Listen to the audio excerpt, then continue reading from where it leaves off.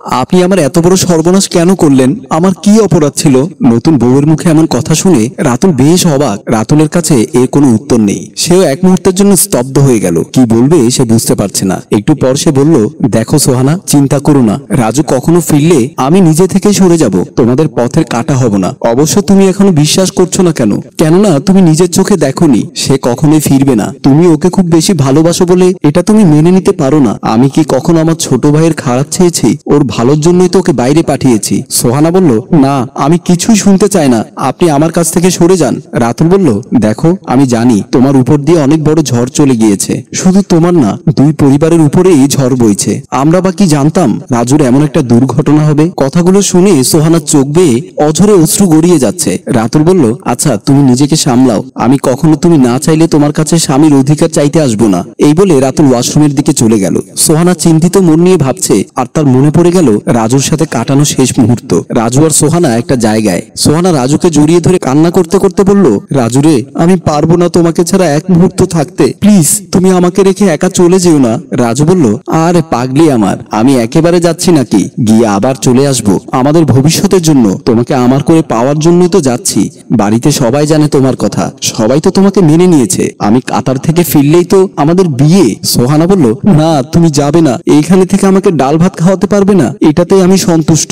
রাজু বলল, আরে বোঝার চেষ্টা করো। তোমার আমার বিয়ের পর আমাদের সংসারে নতুন অতিথি আসবে, তার ভবিষ্যতের কথা চিন্তা করেই তো আমি সেই সিদ্ধান্ত নিয়েছি। দেখবে, দেখতে দেখতে কয়েক বছর পর আমি ফিরে এসেছি, আর তোমার আর আমাদের বাড়িতে তো সব পাকাপোক্ত হয়ে আছে। ফিরলেই বিয়ে। বড় ভাইয়া সব ম্যানেজ করে দিয়েছে। বড় ভাইয়া সাহায্য না করলে তো এরকম সুযোগ আমাদের জীবনে আসতোই না। সোহানা কান্না করাতে রাজু বলল, হয়েছে, আর কান্না করো না, চলো এবার যাই। এই বলে রাজু সোহানার কপালে একটা ভালোবাসার চিহ্ন এঁকে দেয়। হঠাৎ সোহানা তার কপালে হাত দেয় আর অনুভব করছে রাজুর সেই শেষ ছোঁয়ার কথা। এদিকে ফ্রেশ হয়ে ওয়াশরুম থেকে বের হয় রাতুল। রাতুল এসে বলল, এই সোহানা, যাও শাড়িটা চেঞ্জ করে আসো। এই গরমে আর লাল শাড়ি পরে বসে থাকতে হবে না, যাও। সোহানা বেশ মুগ্ধ হয়ে উঠে ওয়াশরুমের দিকে চলে যায়। রাতুল বিছানায় বসতেই তার চেহারাটা বেশ মলিন হয়ে গেল, আর ভাবছে, মনে হয় মেয়েটির জীবনটা আমি নষ্ট করে ফেললাম। আমার উচিত হয়নি পরিবারের কথা শুনে সোহানার অমতে ওকে বিয়ে করাটা। তারপর সেও চলে গেল সেই দিনের সেই মুহূর্তে। ফ্ল্যাশব্যাক। বাড়িতে সোফায় বসা রাতুল, রাতুলের মা বাবা ও রাজু, তারা বসে কথা বলছে। রাতুল বলল, বাবা, আমি চাই রাজু বিদেশে গিয়ে কিছুদিন থেকে কিছু টাকা জমিয়ে তারপর বিয়ে করুক। বাবা বলল, তুই কথাটা খারাপ বলিসনি। মেয়ে তো ঠিক করাই আছে, বাহির থেকে ফিরলে না হয় বিয়ের পর্ব সেরে নেব। মা বলল, এতে কি রাজুর মতামত আছে? রাজু বলল, মা, ভাইয়ার বাবা কি আমার খারাপের জন্য কিছু করবেন? তারা আমার ভালোর জন্য এসব করছে। অবশ্য সোহানাকে ছাড়া থাকতে বেশ কষ্ট হবে, তবুও তোমাদের কথার বাইরে আমি এক পাও নড়বো না। রাতুল বলল, এই না হলে আমার ভাই, দেখবি জীবনে অনেক উন্নতি করতে পারবি। মা বলল, আমার কি কষ্ট হবে না বাবা তোকে ছাড়া থাকতে? ছোট থেকে বড় হয়েছিস, কোনোদিনও চোখের আড়াল হতে দেইনি, একটা রাত বাহিরে কাটাতে দেইনি। বাবা বলল, আহা, এত চিন্তা করছো কেন? দোয়া করো, ধৈর্য ধরো। রাজু বলল, আচ্ছা মা, আমি একটু বাইরে যাব। এই বলে রাজু বের হয়ে গেল। রাজুর কাতার যাওয়ার সময় প্রায় এক সপ্তাহ বাড়িতে খবর আসে যে ফ্লাইটে রাজু কাতারে যাবে সে ফ্লাইটটি এক বড় দুর্ঘটনা ঘটে গিয়েছে।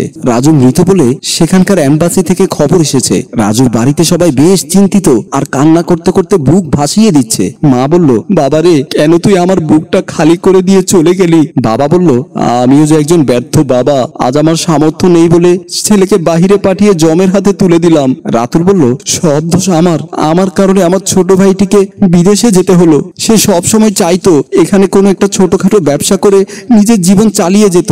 আমি আমার ভাইকে শেষ করে দিলাম বলেই কান্না করতে লাগলো। বাস্তবতা, রাতুল সে কথা মনে করে বেশ ভেঙে পড়েছে আর কান্না করছে, নিজেকে বড় অপরাধী ভাবছে। রাতুলের অজান্তেই রাতুলের চোখে পানি ঝরতে লাগলো। এমন সময় সোহানা বের হলে রাতুলের চোখে জল দেখে সোহানারও মনে একটু অনুশোচনা হলো। সোহানা কাছে এসে বলল, আপনার আবার কি হলো?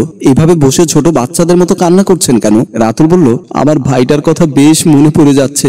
সোহানা বলল, সেসব ভেবে আর চিন্তা করে মন খারাপ করবেন না। হয়তো আমার কপালে এটাই লেখা ছিল, রাজুর হায়াত হয়তো এতটুকুই ছিল, তার জন্য দোয়া করেন, কান্না নয়। সোহানার মুখে এমন স্বাভাবিক কথা শুনে রাতুল এতক্ষণ বেশ অবাক হলো আর হাসি খুশি মনে বলল, তুমি বলছো এমন কথা? সোহানা বলল, আমি বলছি, কারণ বাবা মা আমাকে এমনটাই শিক্ষা দিয়েছেন যে নিজের বাবা মায়ের পরে বিয়ের পর একটা মেয়ের জন্য সবকিছু তার স্বামী, আর আমি সেটা এখন বুঝতে পারছি। আমি প্রথমে রাগ করে রাজুর এমন মৃত্যু মেনে নিতে পারিনি, তাই বলে এমন করলাম, তার জন্য সরি, আমাকে ক্ষমা করে দেন। রাতুল বলল, আরে না, সেটা হওয়ারই কথা, কারণ ভালোবাসার মানুষকে কেউ হারাতে চায় না। সোহানা সোহানা বলল, তাহলে আপনিও আর কান্না করবেন না, মন খারাপ করবেন না। আমি আপনাকে হারাতে চাই না, কারণ আপনি আমার ভালোবাসার মানুষ। এই মুহূর্ত থেকে আসুন, আমাকে জড়িয়ে ধরুন। বলেই রাতুল জড়িয়ে ধরলো। এভাবেই আমাদের গল্পটি মগ্ন অভিমান আর ভালোবাসা নিয়ে এখানেই শেষ হয়। সম্মানিত ভিউয়ার্স, আমি হাসেম রাজু।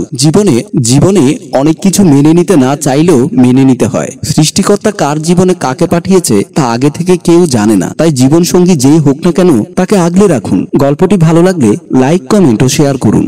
গল্পটি সম্পাদনায় রোমান এবং হানিফ। ধন্যবাদ। চিত্রধারণে অভি।